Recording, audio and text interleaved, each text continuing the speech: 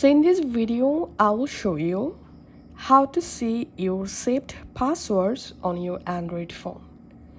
To save your password, first of all, you have to open a Google app on your Android phone. You can open any Google app. So in my case, I'm opening my Google Chrome browser. And now you have to tap on your Google account photo. And so in this video, I'll show you how you can see all of your Google saved passwords. So now once you're here, just tap on Google Password Manager. And now in this password manager, you will find all of your saved account passwords. And now if you want to see a saved password from your Gmail app, then the process will be a little bit different. So I'm going to my Gmail app.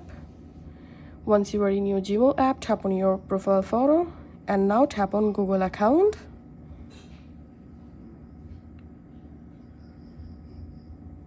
Once you are in your Google account here, tap on security. And under security, scroll down and search for password manager. Tap on that. And here you will find all of your saved passwords. So the easiest way to see your Google saved password using Google Chrome browser, just open your Google Chrome browser and here just tap on Google Password Manager. And now just go ahead and tap on any account you want to see password and verify your pattern.